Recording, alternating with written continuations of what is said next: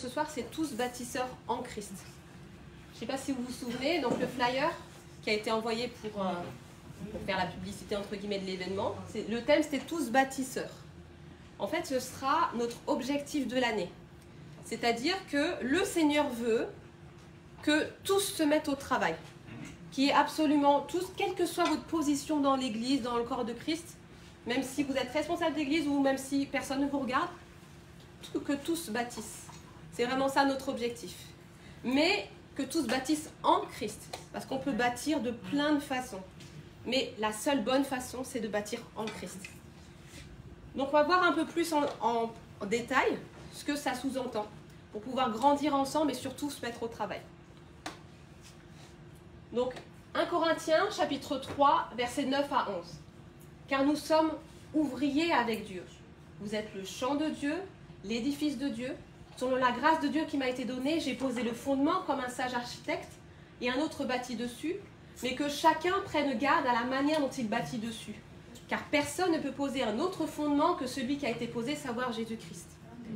Donc là, c'est Paul qui s'exprime, et il s'exprime en tant qu'apôtre. Déjà, il rappelle que nous sommes ouvriers avec Dieu, tous ouvriers avec Dieu. On travaille tous avec lui, nous sommes tous ses partenaires de travail. Mais même si je suis ouvrier ou ouvrière, la première œuvre, c'est moi-même. Donc nous sommes aussi le champ de Dieu, l'édifice de Dieu. Et ce qu'il nous rappelle, de la part de Dieu, c'est qu'en tant que sage architecte, il a posé le fondement, et ce fondement, c'est Jésus-Christ. Mais que chacun prenne garde à la manière dont il bâtit dessus. Donc le premier sens de ce verset, c'est que les autres apôtres, que les autres ministères fassent attention à ne pas construire n'importe comment. Mais le Seigneur nous interpelle aujourd'hui pour nous dire que c'est chacun. Et chacun, c'est aussi toi, c'est aussi moi, c'est absolument tout le monde. Que chacun prenne garde à la manière dont il bâtit dessus. Jésus-Christ est le seul fondement, il est la seule fondation. Mais que, si on regarde vraiment le terme grec, prenne garde, c'est dans le sens que chacun voit, que chacun discerne, que chacun comprenne comment bâtir sur Christ.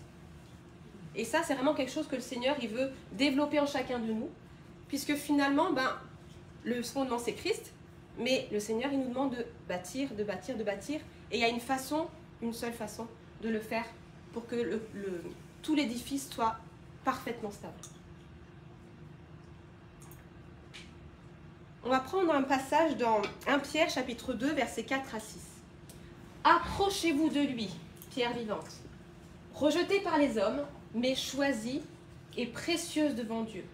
Et vous-même comme des pierres vivantes, édifiez-vous pour former une maison spirituelle, un saint sacerdoce, afin d'offrir des victimes spirituelles agréables à Dieu par Jésus-Christ. Car il est dit dans l'Écriture, « Voici, je mets en Sion une pierre angulaire, choisie, précieuse, et celui qui croit en elle ne sera point confus. » Donc la première chose que le Seigneur nous dit, c'est que lui, il est la pierre vivante. Il est le ressuscité. Il est le prince de la vie. C'est le terme qu'a employé l'apôtre Pierre au moment de la Pentecôte. Il a dit, vous avez fait mourir le prince de la vie. Donc le Seigneur, il donne la vie, mais il est la vie lui-même. Il est le chemin, la vérité, la vie. Et parce qu'il est la vie, nous sommes au bénéfice de sa vie. Il nous a ressuscités ensemble. Et il nous a fait asseoir ensemble dans les lieux célestes en Jésus-Christ. Donc nous sommes avec lui, ressuscités. Donc parce qu'il est la pierre vivante, nous sommes les pierres vivantes. Vraiment qu'on comprenne ce principe de base. Il transmet sa vie aux pierres vivantes que nous sommes en lui. Donc ça, c'est la première chose. Il est la pierre vivante. Il est la pierre qui donne la vie. Il est la pierre qui est la vie. Et nous sommes des pierres vivantes en lui. Nous formons en lui une maison spirituelle. Qu'est-ce que ça veut dire concrètement? En fait, le Seigneur nous en a parlé déjà dans Jean 2. On ne prendra pas le passage, mais juste je vous redonne le contexte. Donc Jésus, il chasse les vendeurs du temple. Parce que voilà, il y avait toutes sortes de commerces qui se faisaient dans la maison de Dieu, donc il les chasse. Et les Juifs viennent vers Jésus et lui disent, mais quel miracle nous montres-tu pour agir de la sorte? Et Jésus leur répond, détruisez ce temple et en 3 jours je le relèverai. Et les Juifs sont étonnés, ils disent, mais il a fallu 46 ans pour bâtir ce temple et toi en 3 jours tu le relèverais? mais il parlait du temple de son corps. Et c'est seulement à la résurrection qu'ils ont compris, ah c'est ça qu'il voulait dire. Donc, Jésus, il est l'agneau de Dieu, qui ôte le péché du monde. Le Seigneur Jésus-Christ, il est le souverain sacrificateur. Donc, à la fois, il a donné le sacrifice, l'animal de sacrifice, mais il était lui-même l'offrande. Mais il est aussi le temple. Et parce qu'il est ressuscité, il est le temple vivant. Jésus-Christ est le temple vivant. Et son corps, c'est nous. Son corps, c'est nous. Donc, il est la pierre vivante. Et parce qu'il est la pierre vivante, nous sommes les pierres vivantes. Et nous sommes en lui, en Christ, les pierres vivantes. Et nous formons le temple vivant du Seigneur. Nous formons le temple du Saint-Esprit. Individuellement, je suis le temple du Saint-Esprit. C'est ce que la parole nous dit. Mais ensemble, pierres vivantes, nous formons le temple du Saint-Esprit. Donc, ce sont des choses que vous avez déjà entendues. Mais c'est finalement des principes de base pour pouvoir bâtir. Parce qu'on ne peut pas bâtir en dehors de Christ. Et Christ, tout est accompli en lui. Si on prend chaque partie du tabernacle, tout est accompli en Jésus-Christ. Absolument tout. Il est la pierre angulaire. Voici, je mets en Sion une pierre angulaire choisie, précieuse, et celui qui croit en elle ne sera pas confus. On va passer un peu de temps à parler de la pierre angulaire, la pierre d'angle, et voir ce que ça sous-entend, ce que ça implique au niveau de la construction apostolique. Parce que nous sommes dans une réforme apostolique et prophétique, donc on parle beaucoup de construction, mais c'est bien d'être concret, et surtout de voir les implications dans nos propres vies. Donc on va faire un peu de bâtiment. Donc là, je vous ai mis des photos de pierres angulaires. Une première pierre ici et une deuxième ici. Donc la pierre angulaire, elle a 4 caractéristiques premières. Déjà, c'est la première pierre qui est posée sur les fondations. On pose des fondations et après on pose la pierre d'angle. Ensuite, c'est la meilleure pierre qui est sélectionnée. On ne prend pas n'importe quelle pierre pour la pierre angulaire. Il faut vraiment que ce soit la meilleure. C'est une pierre qui est massive, qui est vraiment costaud. Et c'est une pierre qui est solide, pour être parfaitement fiable. Donc 4 caractéristiques. Première pierre, meilleure pierre, pierre massive et pierre solide. Et ces 4 caractéristiques sont le reflet du Seigneur Jésus lui-même. Il est le premier. Il est le meilleur. Il est massif, c'est le plus grand, le plus fort, le plus imposant. Et il est solide, parfaitement fiable. Donc on va développer ces choses-là. Parce que notre Seigneur, il y a absolument tout en lui. Et il veut qu'on s'appuie sur lui et seulement sur lui. Pas à moitié, pas un peu quand ça m'arrange et puis quand ça ne va pas, on cherche un appui à l'extérieur. Le Seigneur, il est digne de confiance, il est absolument fiable. Colossiens chapitre 1, versets 18 à 19. Je vous conseille vraiment de lire Colossiens pour vous imprégner de la personne de Jésus. Il est la tête du corps de l'Église. Il est le commencement, le premier-né d'entre les morts, afin d'être en tout le premier. Car Dieu a voulu que toute plénitude habite en lui. Afin d'être en tout le premier. En toute chose, le premier. Il est l'image du Dieu invisible. Il est le premier-né de toute la création. En lui ont été créées toutes les choses qui sont dans les cieux et sur la terre, les visibles et les invisibles, trône, dignité, domination, autorité. Tout a été créé par lui et pour lui. Il est avant toute chose et toute chose subsiste en lui. C'est lui qui tient l'univers. On enlève Jésus, il n'y a plus rien. Il tient tout entre ses mains.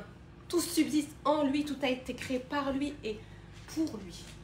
Donc vraiment que ces paroles puissantes puissent nous imprégner et qu'on comprenne que la construction de nos vies, la construction de tout ce qui fait que nous sommes ce que nous sommes, ne peut se faire qu'en Christ. Le message, il est très simple ce soir. On construit, mais c'est en Christ. Et si vraiment on a saisi ça, on a saisi beaucoup de choses et on peut commencer à construire. Mais on ne peut pas commencer à parler de construction, de choses différentes si on n'a pas saisi cette base que la pierre angulaire, c'est seulement Christ. Donc on va considérer les 3 dimensions de la pierre angulaire. Donc c'est-à-dire que forcément, une pierre, ben, c'est en 3 dimensions. Donc il y a la hauteur, la longueur, la largeur. Et spirituellement, il y a on va dire une interprétation de chaque dimension de la pierre angulaire. Et on va voir ce que le Seigneur veut nous enseigner par ça. Donc une première dimension, c'est l'autel. C'est-à-dire que le Seigneur, il nous demande de bâtir un autel pour lui, par lui, en lui. Donc un autel, ça nous parle de relation personnelle.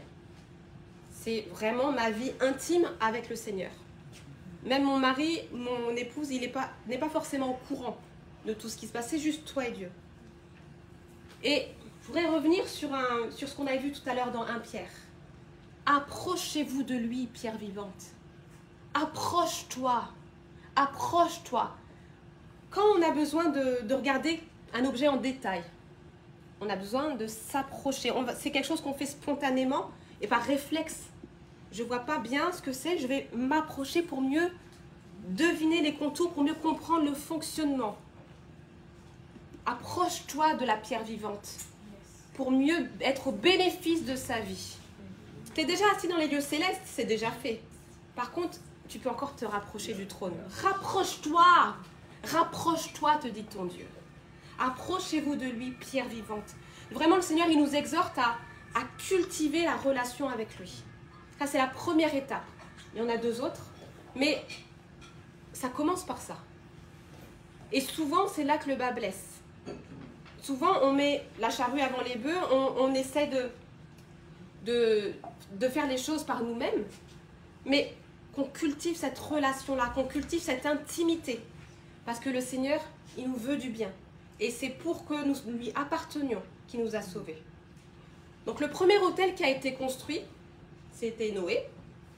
Donc après le déluge, Noé, il a eu l'initiative, donc bien sûr inspiré de Dieu, on est d'accord, hein, mais il a eu l'initiative de bâtir un autel à Dieu. Et il a offert le meilleur. Il a offert des animaux purs, des oiseaux purs.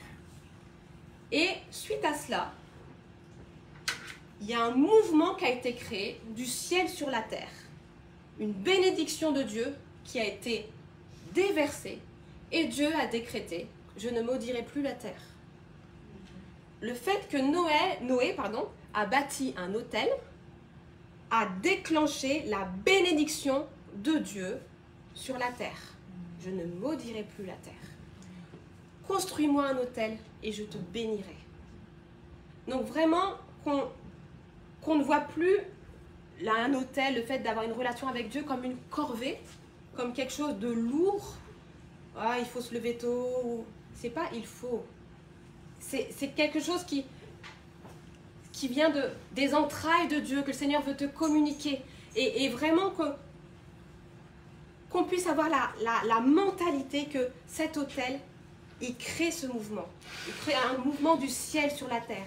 Il crée vraiment quelque chose pour te bénir toi, et après ça va plus loin. Ce premier autel, il avait été construit par Noé. Et bien sûr, il y a ce dernier autel qui est l'autel de Christ à la croix. Et quand Jésus a été à la croix, lorsqu'il a expiré, le voile du temple a été déchiré. Il y a eu là aussi un mouvement qui a été créé du ciel sur la terre. Tu bâtis un autel, Jésus-Christ à la croix. C'est l'agneau qui est offert en sacrifice. Donc il est lui-même l'agneau, il est aussi lui-même l'autel. Donc l'autel de Jésus-Christ a provoqué ce mouvement du Père, du ciel vers la terre. Construis-moi un autel et je te bénirai. Vraiment, c'est un encouragement pour ne plus négliger ces temps avec le Seigneur. Pour que vraiment on prenne cela au sérieux, mais qu'on ne regarde pas ça comme un fardeau, mais comme une bénédiction. Le Seigneur, il veut te bénir chaque jour. Et c'est ce que vivait Adam au tout début. Il y avait ce temps de rencontre chaque jour, chaque jour. Et nous sommes le nouvel Adam en Jésus-Christ. Parmi les caractéristiques de la pierre angulaire, on a vu tout à l'heure que c'était la première pierre, c'était la meilleure pierre, une pierre massive, une pierre solide. Mais c'est aussi la pierre angulaire qui garantit ce qu'on appelle l'équerrage. Donc c'est un mot compliqué, et en fait ça vient juste du mot équerre, pour construire des angles droits. Une équerre, vous savez ce que c'est? Oui. Donc l'équerrage, c'est pour garantir que vraiment tout est bien, que ça suit bien les angles. Donc ça garantit l'alignement si vous préférez. C'est-à-dire que le maçon, lorsqu'il construit sa première ligne de briques, il pose d'abord sa pierre d'angle, et ensuite toutes les autres briques qu'il va poser seront toujours alignées parfaitement en fonction de la pierre d'angle. Il ne pose pas une autre pierre tant que celle d'avant n'est pas parfaitement alignée sur la première, la pierre d'angle, etc., etc. Donc, la construction même d'aujourd'hui a gardé ce principe divin qu'on se base toujours sur la pierre d'angle pour pouvoir construire. Mais oui, même si les pierres d'angle ont changé de, on va dire, de forme, de configuration, mais le principe reste toujours le même. Et finalement, donc la première ligne est construite, et lorsque je veux construire la deuxième ligne de briques, pareil, je me réfère à la pierre d'angle. Troisième ligne de briques, je me réfère à la pierre d'angle. C'est comme ça, j'ai regardé comment ils faisaient, et c'est exactement comme ça qu'ils font. Oui, on regarde. Et alors, le Seigneur il nous demande de regarder ce qui se passe autour de nous. Hein. Et alors, et finalement, c'est toujours la même chose. Il se réfère toujours à la pierre d'angle. Donc à chaque rang d'élévation, on regarde la pierre angulaire. Donc regarde à Christ à chaque palier de ta vie. Regarde à Christ à chaque changement de saison. Pour pouvoir vraiment toujours être aligné sur lui. Et tu ne seras jamais déboussolé. Tu seras toujours dans sa lignée. Donc le Seigneur veut vraiment nous encourager par ça. On avait vu tout à l'heure dans 1 Pierre 2 que celui qui croit dans la pierre angulaire, il ne sera jamais confus. Il n'y a pas de confusion quand on est dans la foi en Jésus-Christ. La foi, c'est-à-dire que je sais qu'il est vrai. Je sais qu'il ne ment pas. Je sais qu'il est absolument solide et fiable. Parce qu'on peut dire je crois, mais est-ce que je suis convaincue qu'il est vraiment fiable et que je peux m'appuyer sur lui, me reposer sur lui, m'abandonner à lui vraiment? Ou est-ce que je retiens un peu de peur qu'au cas où? S'il y a un au cas où dans ta vie, approche-toi plus près. Approche-toi plus près de la pierre vivante pour mieux la considérer, mieux la voir. Avec le Seigneur, il n'y a pas de confusion. Dans Genèse 11, c'était la construction de la tour de Babel. Et eux, ils avaient placé leur foi en eux-mêmes. Tout le monde a la foi. Les athées peuvent dire ce qu'ils veulent. Mais tout le monde a foi en quelque chose ou en quelqu'un. Donc, eux, ils avaient leur foi en eux-mêmes et foi en des idoles, mais certainement pas foi dans le seul Dieu vivant et vrai. Donc, forcément, il y a un moment, même si ça montait, Dieu est descendu et a confondu leur langage. Lorsque tu ne places pas toute ta foi dans le Seigneur Jésus-Christ, le résultat sera toujours la confusion. Jésus-Christ, il est la lumière du monde. La lumière chasse absolument toute confusion, toute ténèbres. Il y a un mot, quand on dit que Christ, si tu crois en lui, tu ne seras pas confus. Le mot confus, qui est traduit par confus, il peut être aussi traduit par déshonoré, honteux. Christ a porté ta honte. Il a porté ton déshonneur.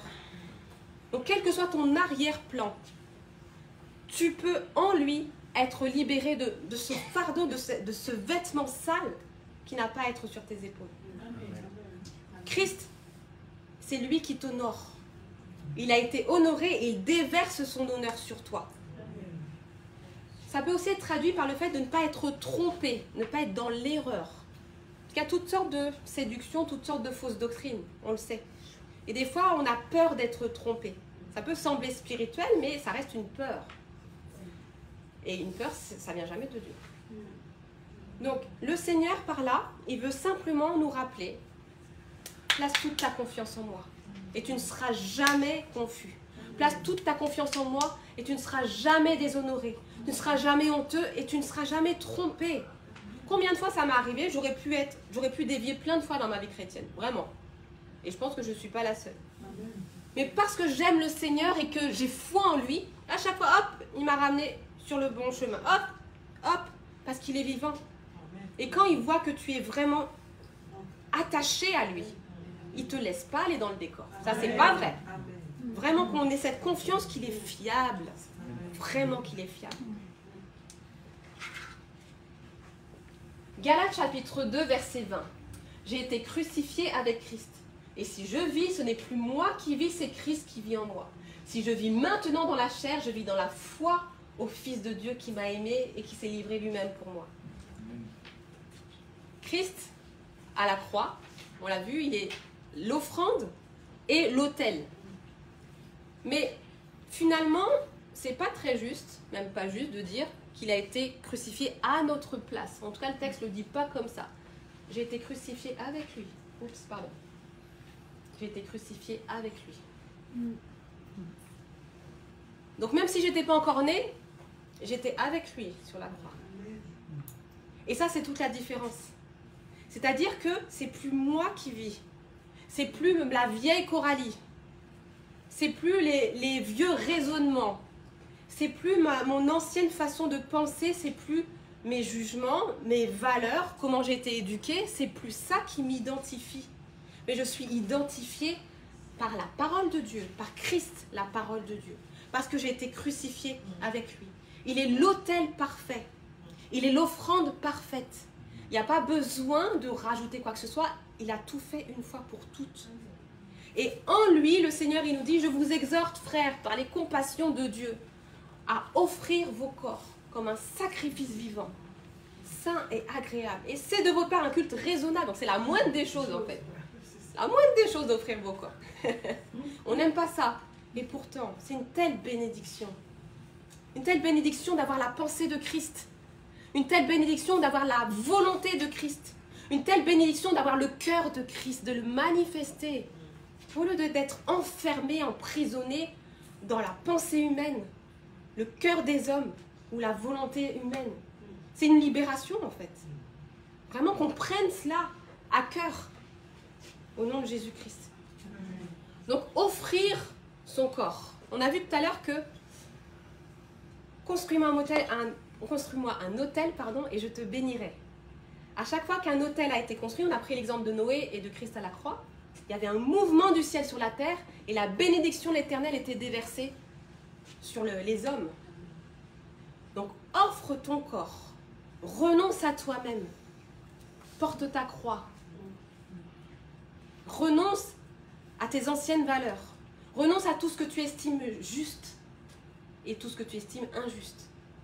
Renonce à tes opinions personnelles, mais vraiment embrasse l'opinion de Dieu. Et là, le résultat de cela, ça sera que tu vas devenir toi-même une source de bénédiction. Parce que bâtir un autel amène toujours la bénédiction, mais ce n'est pas une bénédiction seulement pour toi. Tu es béni pour pouvoir après déverser ta bénédiction sur les autres. Bâtis un autel et tu vas être béni et tu vas bénir. Car c'est ça que le Seigneur veut. Et dans la dimension de l'autel, donc je remets l'image de l'autel, finalement c'est aussi là qu'on commence à être donné par Christ comme pasteur, comme évangéliste. Vraiment, il y a des choses qui commencent à émerger parce qu'on laisse Christ en nous se manifester comme il veut et pas comme je veux. On ne se cherche pas des ministères. Eh oui. Mais on laisse Christ en nous faire ce qu'il veut. Et ça peut être une parole de sagesse que tu vas donner à quelqu'un, tu ne te rends même pas compte que c'est une parole de sagesse. Tu vas te mettre à prophétiser, etc., etc. Je laisse Christ en moi me donner comme il le veut. Et ça, c'est la dimension de l'autel.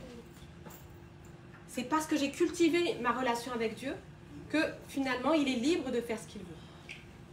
On va voir une deuxième dimension de la pierre angulaire. La maison. Je bâtis un autel pour bâtir ma maison. Bâtir sa maison, c'est aussi en Christ. Et c'est seulement en Christ. Donc, bien sûr, la maison, ça nous parle du couple, du foyer. Et ça, c'est vraiment la base. L'Église est basée sur des familles. Et ça parle aussi de l'entourage proche. On va voir ça. Luc chapitre 6, versets 47 à 48. Je vous montrerai à qui est semblable tout homme qui vient à moi entend mes paroles et les met en pratique. Il est semblable à un homme qui, bâtissant une maison, a creusé profondément et a posé le fondement sur le roc. Une inondation est venue et le torrent s'est jeté contre cette maison, sans pouvoir l'ébranler, parce qu'elle était bien bâtie. Message encourageant. Mais c'est une réalité. Donc, la condition pour que ta maison tienne, il n'y en a pas une, il y en a trois. Viens au Seigneur. Ça parle de ta relation personnelle et le fait que ta maison même s'approche du Seigneur. Entends mes paroles et mets-les en pratique. Donc, le cas idéal, c'est quand l'époux, l'épouse sont enfants de Dieu. Et là, du coup, vraiment, qu'ensemble, ils servent le Seigneur, qu'ils viennent au Seigneur, qu'ils entendent ses paroles et les mettent en pratique. Et vous allez me dire, oui, mais c'est pas toujours comme ça. Eh oui. Mais prenons courage. Celui qui a vaincu le monde, il est en nous. Donc, même si ton mari est inconverti, même si ta femme est inconvertie, Christ en toi sanctifie. Viens à Christ et ton mari viendra à Christ. Amen. Viens à Christ et ta femme elle viendra à Christ. Amen. Entends ces paroles, mets-les en pratique. Le Saint-Esprit, en fait, il va te donner les stratégies précises dans telle situation. Il y a des fois, il faut parler, il y a des fois, surtout pas parler, tu vas apprendre à te taire. Et on parle trop souvent. Eh oui, c'est un conseil que je donne souvent. Taisez-vous, s'il vous plaît. Yes. Bah oui, on aggrave la situation. Mieux vaut se taire et prier. C'est pas toujours facile, hein. Je juge personne, évidemment. Mais le Seigneur, il veut qu'on grandisse dans la sagesse. Et la sagesse, des fois, c'est juste se taire.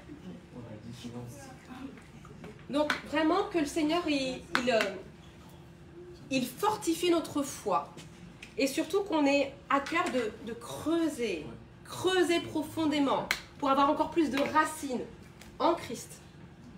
J'ai choisi ce passage-là plus que Matthieu, parce que Matthieu, il ne dit pas creuser profondément. Donc, pour moi, ça manquait.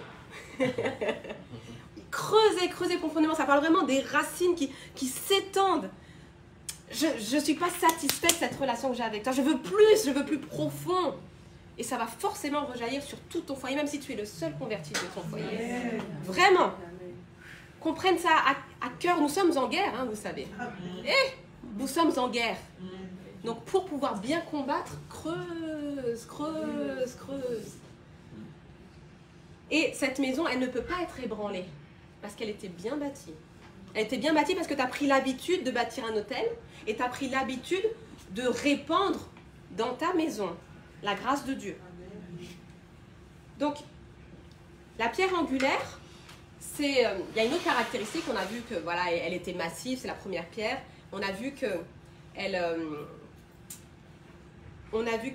garantissait l'équerrage, c'est-à-dire qu'à chaque rang d'élévation, on doit regarder sur la pierre d'angle.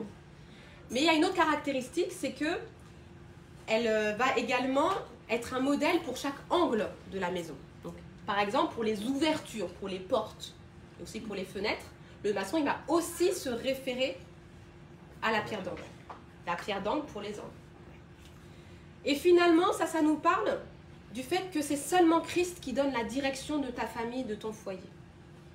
C'est-à-dire que vraiment pour chaque projet, chaque changement de saison, chaque nouvelle direction, regarde à Christ, approche-toi, regarde la pierre vivante.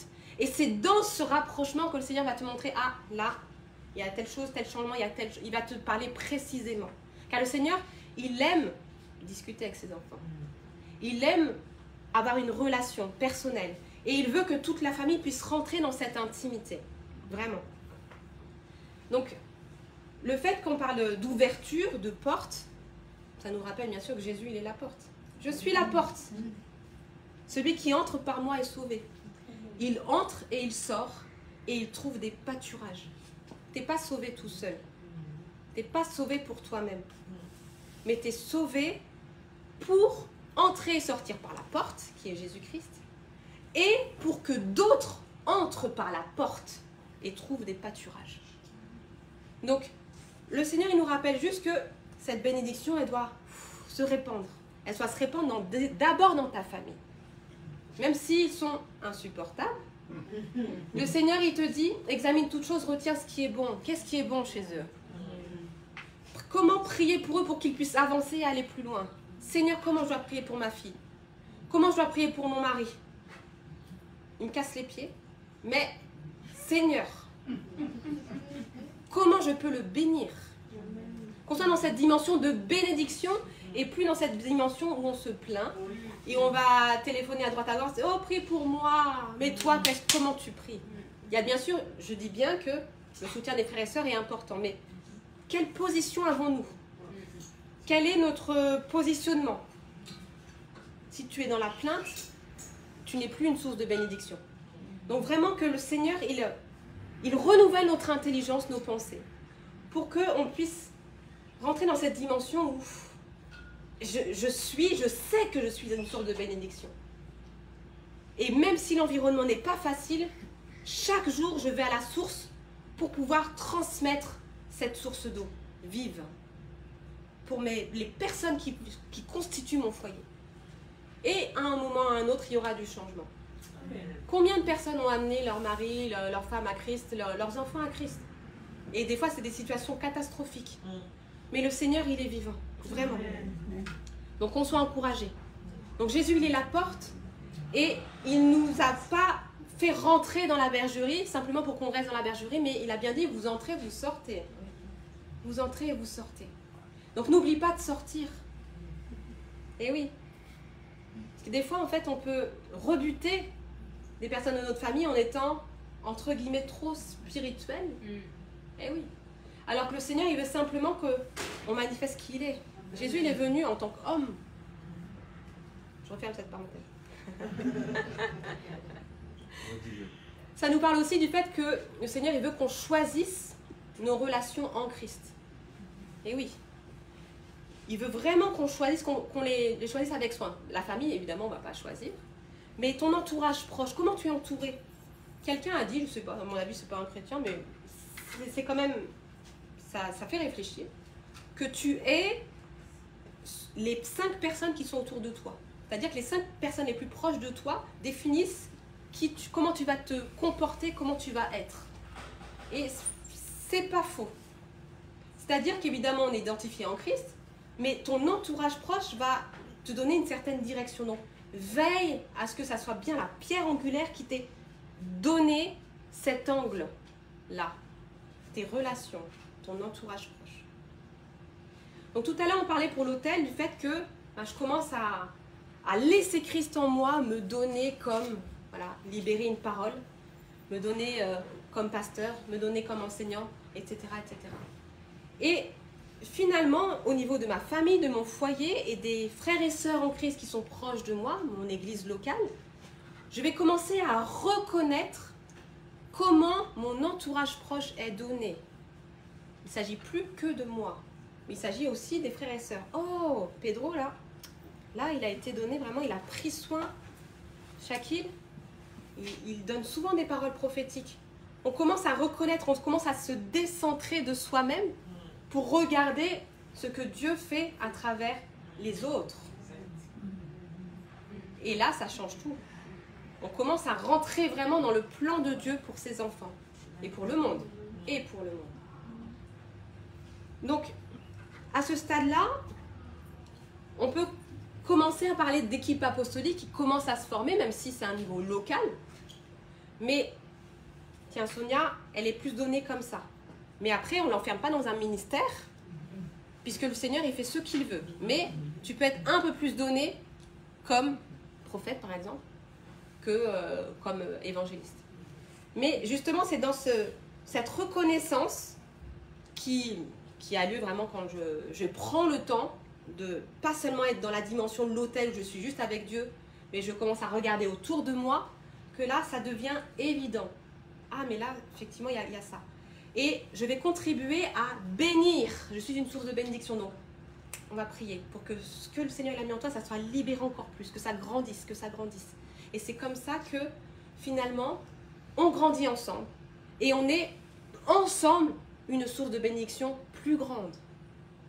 1 chasse 1000, 2 chasse 10 000. Il n'y a pas besoin d'être 10 millions. 2 seulement chassent 10 000. Et pour cela, il faut savoir que celui qui constitue mon binôme, il est donné comme. Donc, vraiment, on peut prier pour ça. Seigneur, donne-moi le discernement pour que je puisse comprendre comment telle personne vraiment qui est proche de moi, comment tu la donnes et vraiment que je puisse plus la bénir, plus l'encourager dans ça, etc. etc. C'est un exemple parmi d'autres. Donc ça, c'est la dimension de la maison. Une troisième dimension, parce qu'effectivement, ça c'est une feuille de papier. Une dimension, deux dimensions. Et c'est sûr que si je regarde la pierre angulaire, mais que je ne considère que la dimension de l'autel et de la maison, j'aurai une vie en deux dimensions. Et je ne vais pas finalement tout refléter du Seigneur.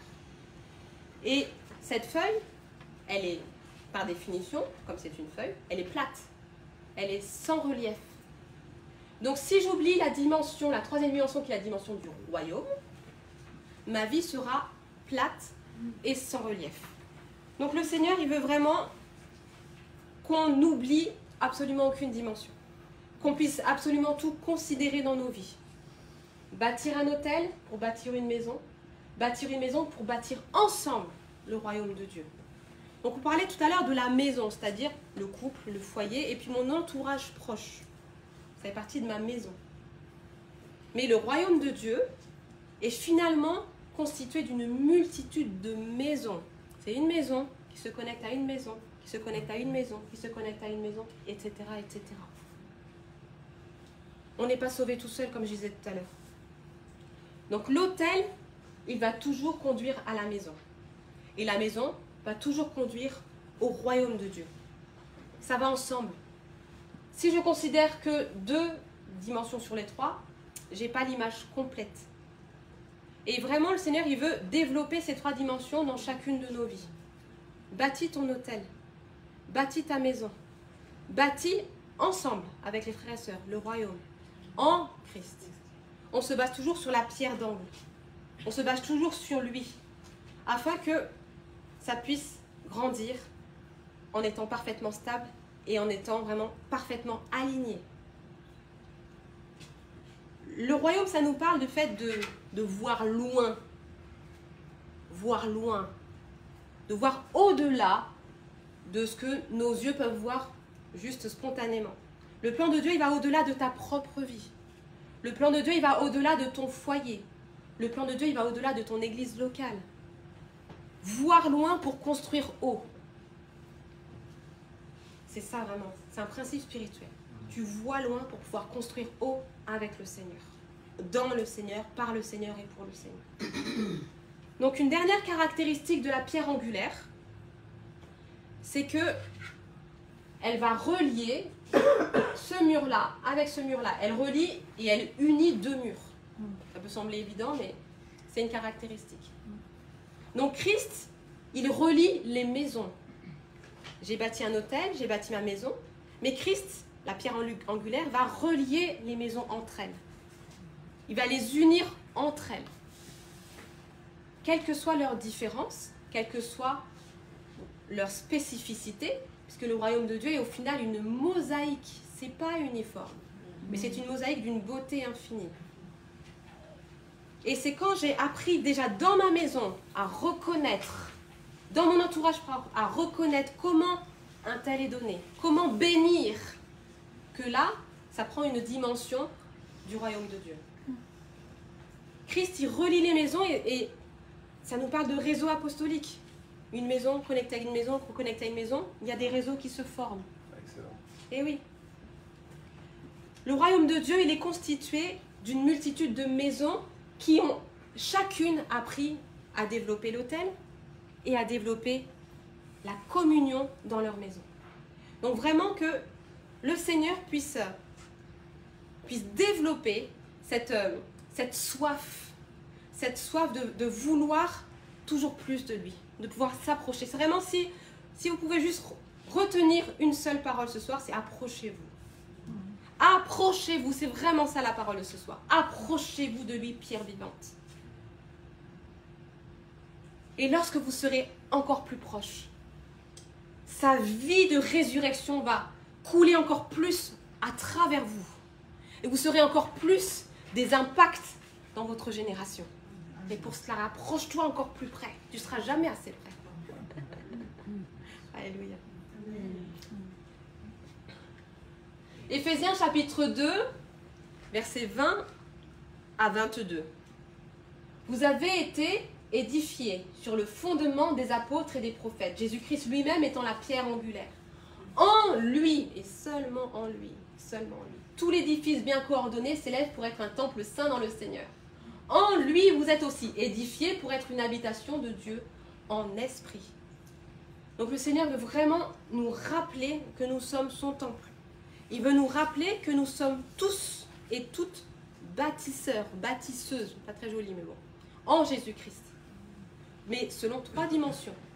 Je bâtis un hôtel pour bâtir ma maison. Je bâtis ma maison pour bâtir ensemble le royaume de Dieu. C'est ce que je voulais vous partager ce soir, et vraiment qu'on soit dans cette joie de bénéficier de cette vie de résurrection. C'est là. Mais souvent, on est assis dans les lieux célestes et on oublie que toute bénédiction est disponible. C'est disponible et le Seigneur il veut non seulement qu'on s'en empare, mais qu'on déverse. Ce monde a tellement besoin. S'il pouvait entendre, s'il pouvait goûter, s'il pouvait saisir, vous l'avez saisi. Imprégnez-vous de cela, imbibez-vous de la bénédiction de Dieu. Imbibez-vous de la vie de résurrection. Imbibez-vous de lui, la pierre vivante. Imbibez-vous de lui, le temple vivant. Et vous serez les pierres vivantes qui déversent la vie de résurrection. Amen. De Jésus-Christ sur les nations. Amen. Au nom de Jésus.